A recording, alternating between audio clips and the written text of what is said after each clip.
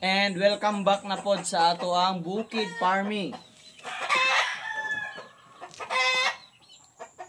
Sa tawag ani guys, preconditioning.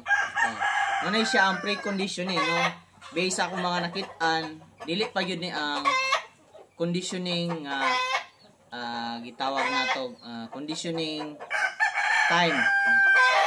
Napata sa preconditioning. Mukha ni mo oy. So ginalaban ato mga manok, gina-train sila, and at the same time ginamonitor ang ilahang timbang sa preconditioning. And as of today,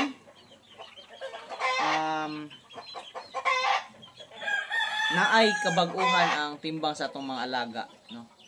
Nitaas ang ilahang timbang. So ang isa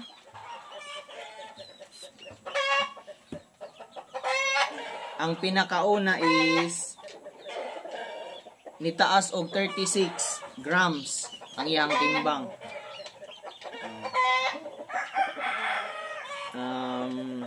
Medyo taas-taas, no? Ang ibawas niya last time is kuan man 37. So dool ra kayo. So nabalik na ang timbang nga nawala sa atong alaga. Nabalik na.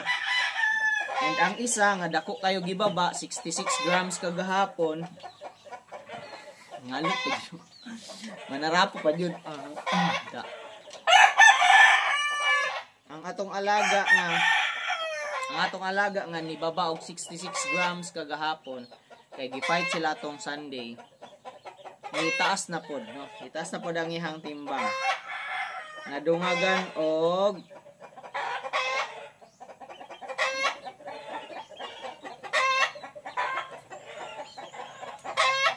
nadungagan og 50. 77 grams, no? Dako ang nadungag karon. Kagahapon dako ang nabawas. Karon is dako ang nadungag. Itong isa kagay na is 1%.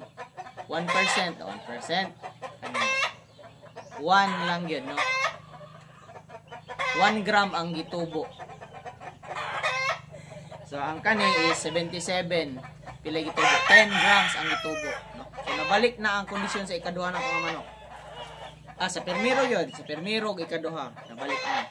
And kagahapon di ay, ipakaon ako silang saging, no? Para fast recovery. No? Dako kay tabang yun ang saging.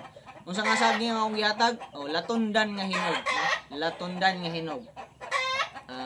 Half lang akong gihatag sila. Tunga lang. Una akong gidako kay dughan ra kaayo pod. No? So tunga nya unya hapon hatagan na po nato para maka-recover gid sila. And ang isa, ang ikatulo nga atong gi prepare is nisaka siya og 26 grams ang isaka. So last time ang gibaba niya is 36, so medyo wala pa kayo siya ka-recover. Kulang pa siya 10 grams. Panabalik. Ang duha, okay na. Nabalik na. More than sa nawala, nabalik na sa duha. Ang katulong gina-ready na to is kulang pa og 10 grams ang iyahang recovery.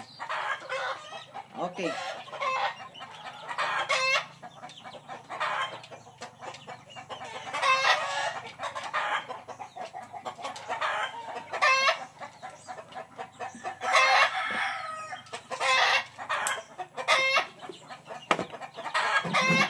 Alright.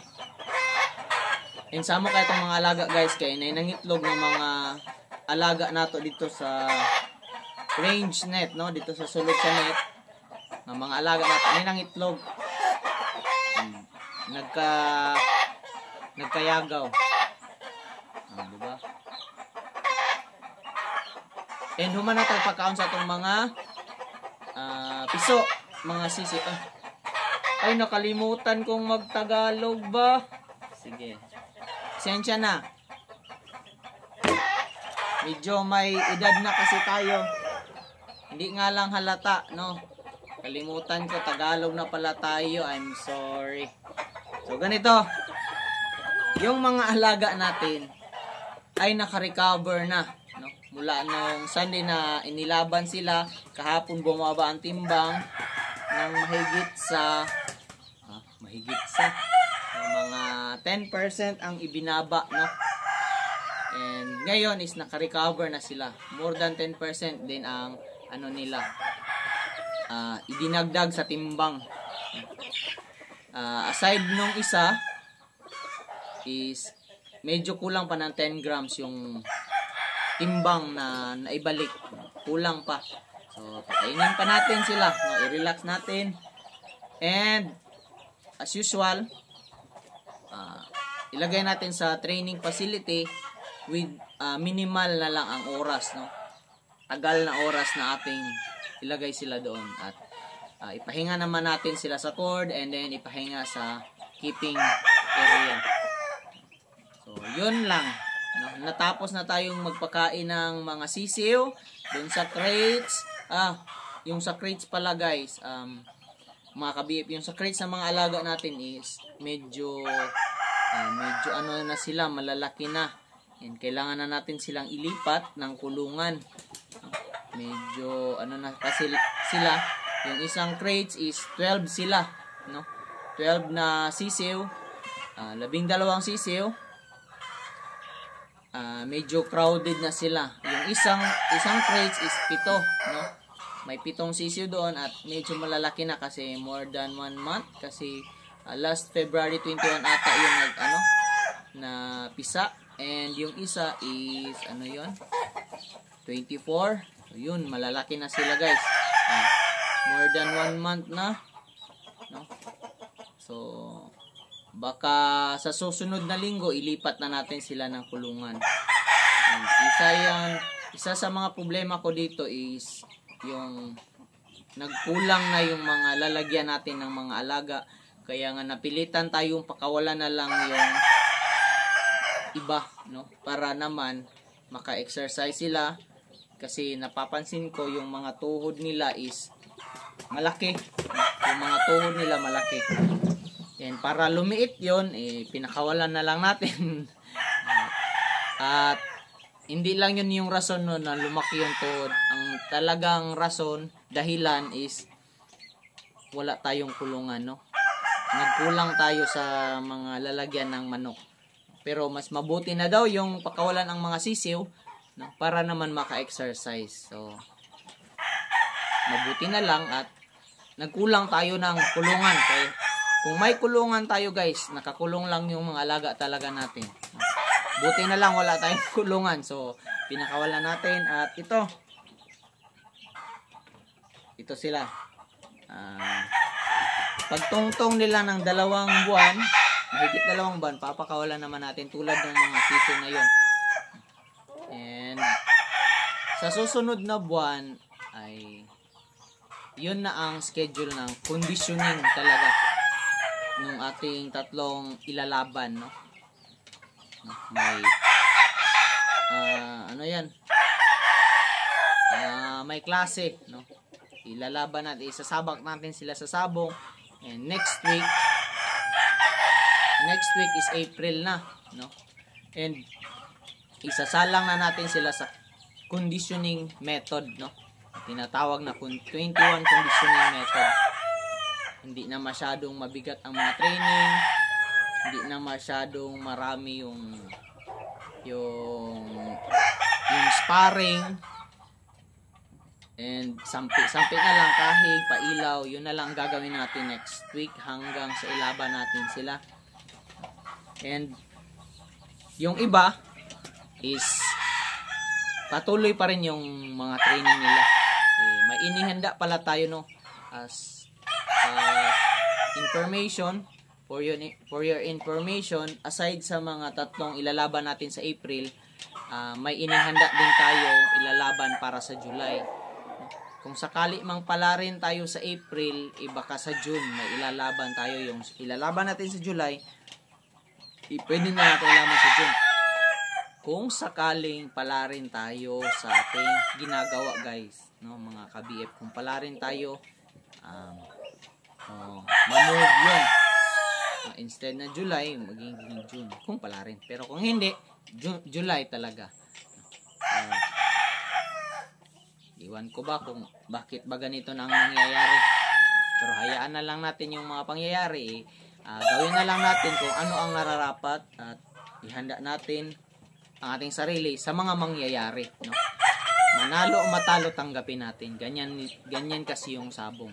Sabi ng mga eksperto, yung mga bihasa. Ganyan talaga yung sabong. Manalo o matalo, okay, ganun talaga yon. And